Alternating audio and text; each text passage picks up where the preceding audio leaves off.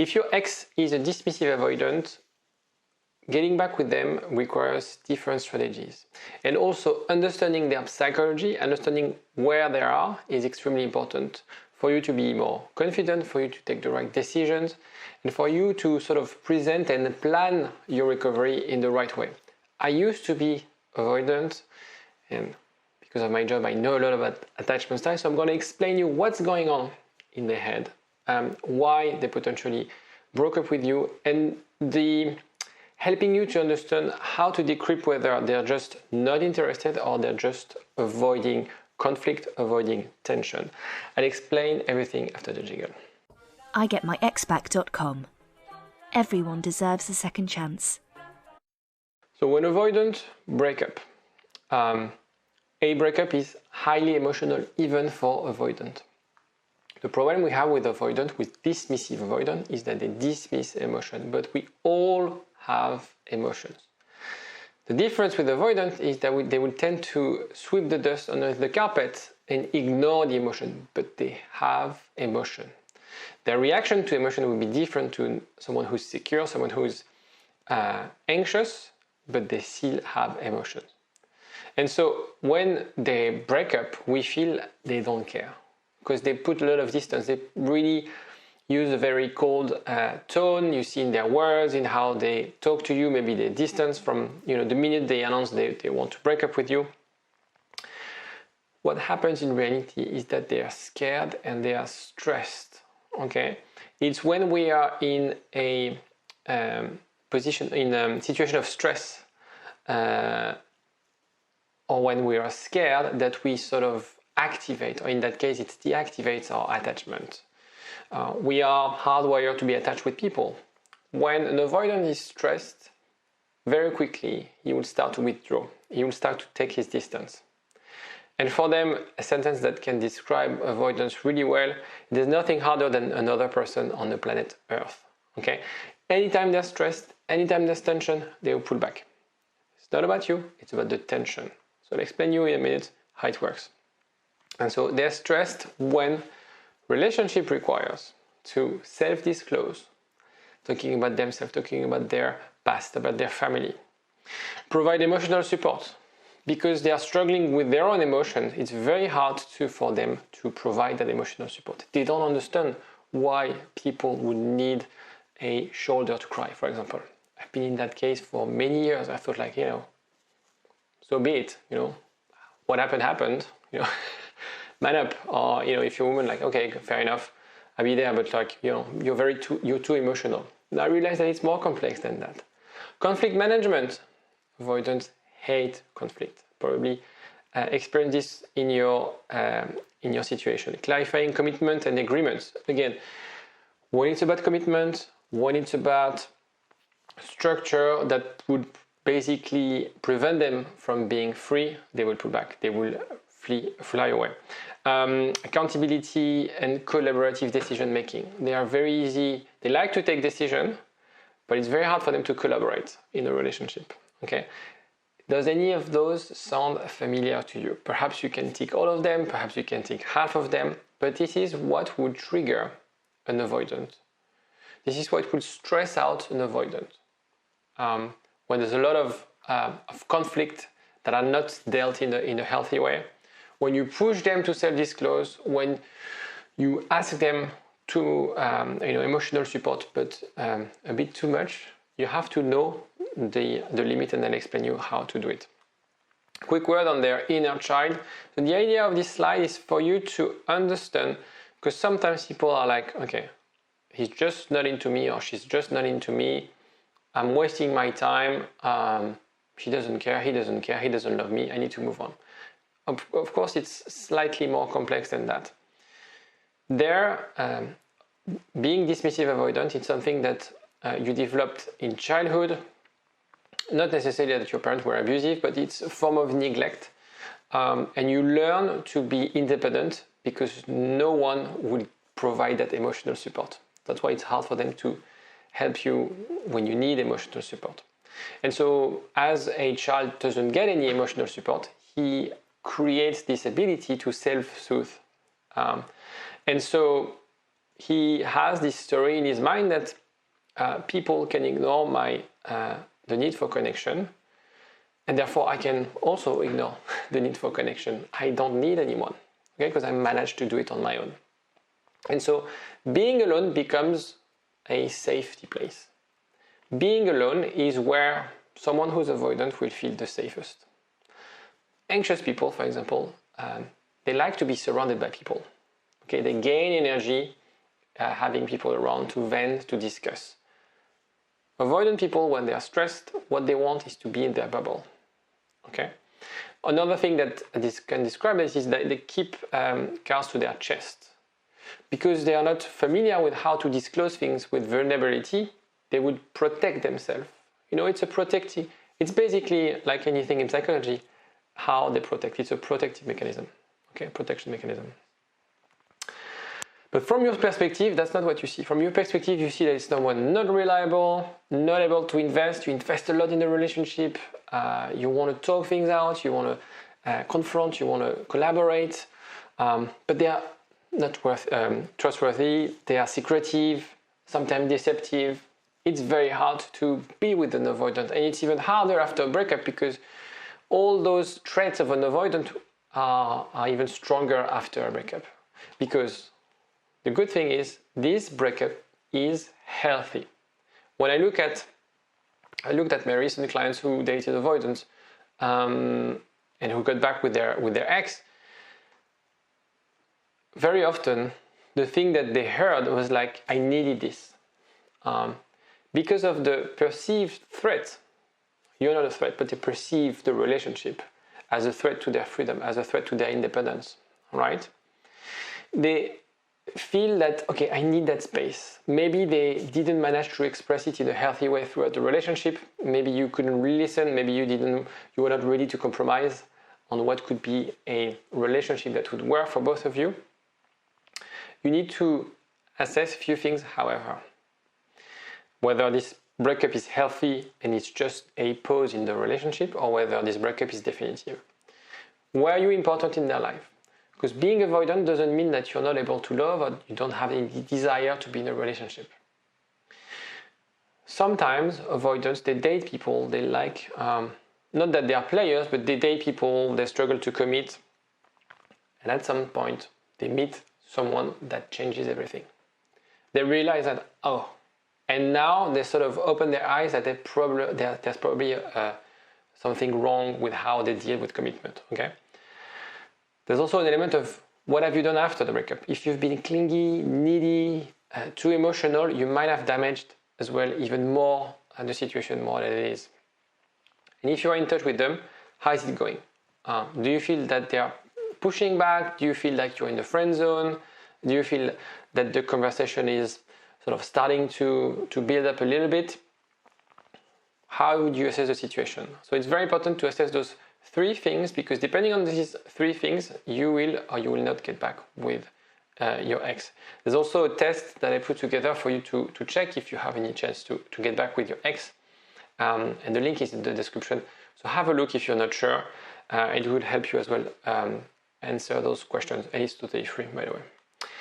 So what needs to happen if it's about their avoidance side? Because avoidant people, sometimes they are just fall out of love.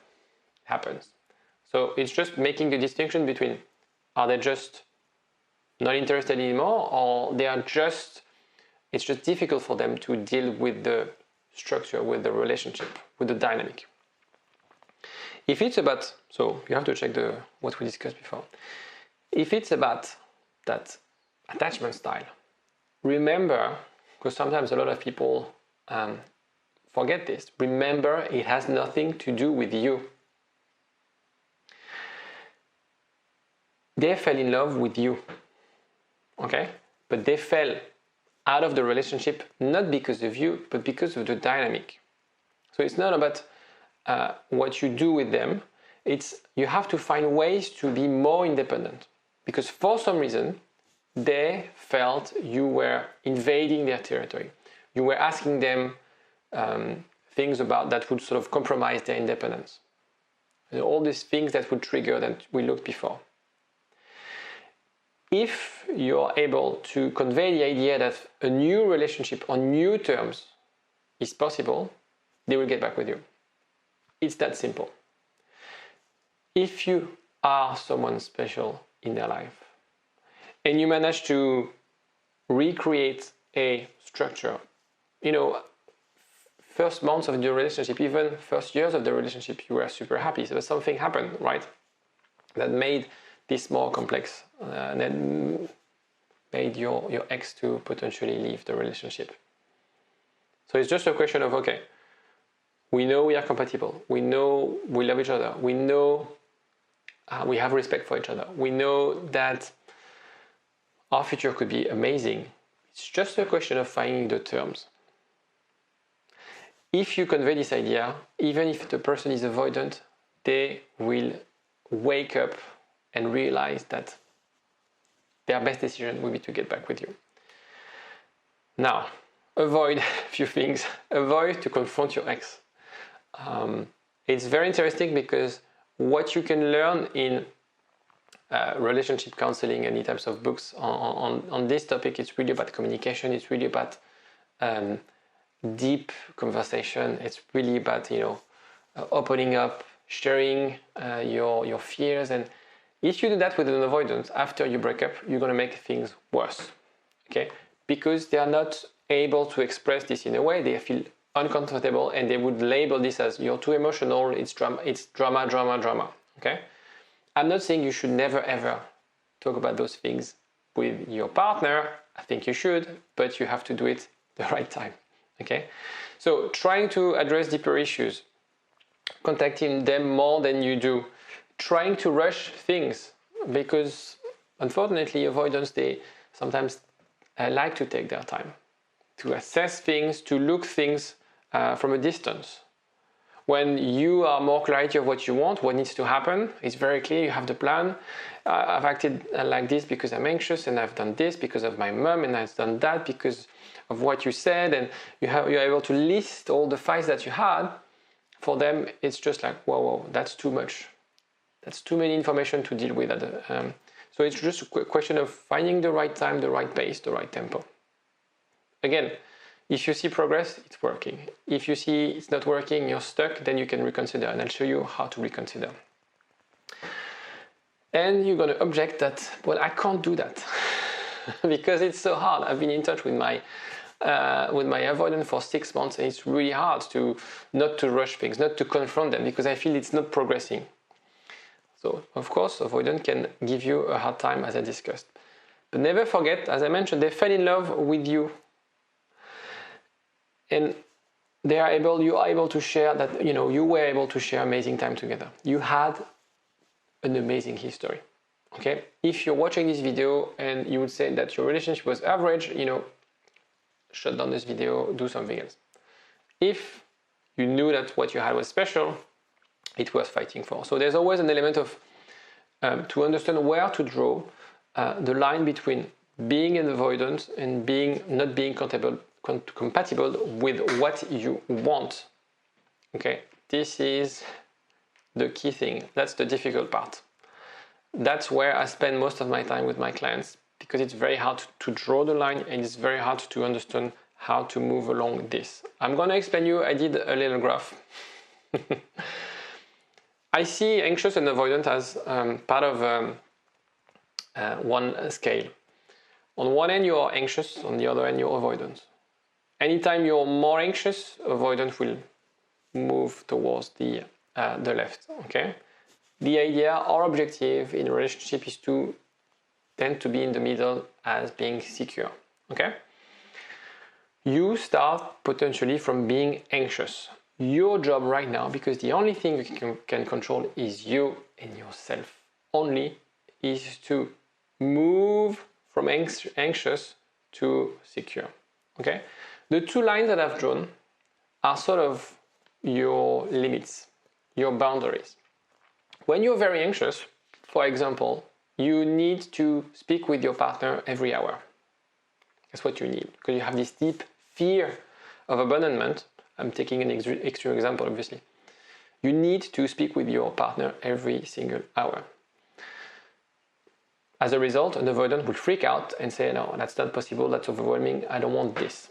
Your job is to feel more secure, to build that confidence, to work on that fear, okay, with a therapist, with someone, a psychologist or anyone that you trust, to be more secure and to feel like, okay, I'm okay speaking with my partner just once a day. And you move the limit towards something secure, okay? Once you've done that job and you present yourself to your ex, well, he sees that actually you're not that clingy anymore, you're not that needy anymore. And it's okay if I don't give you news throughout the day and I just text you once per day. They'll start to realize that it's healthier, that you also respect their boundaries. And there's been studies, and I've shown that's the extract, security priming, i.e. reminding people of security enhancing experiences they've had, can help to create a greater sense of security. So basically, in other words, the more secure you are, the more secure your partner will be, your ex will become. Okay? If you do that work, you're secure, and you feel that that person you have in front of you is not ready to do the work, not ready to invest, not ready to commit just a little bit. No, it's not a question of I need you to call me every minute, but just once every day, and that's my need. So you came from a very unhealthy need to something more, healthier in a way. And what is a healthy need? We'll have to discuss. But you grew from them. You're more confident, and the person you'll date, if it's your ex or if it's someone else, will benefit that work. Okay, and you'll feel more happier and more confident in your next relationship.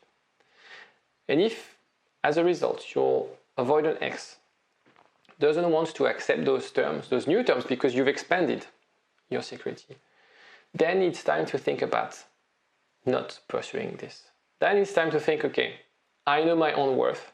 I know what I want. I know that what I want is healthy.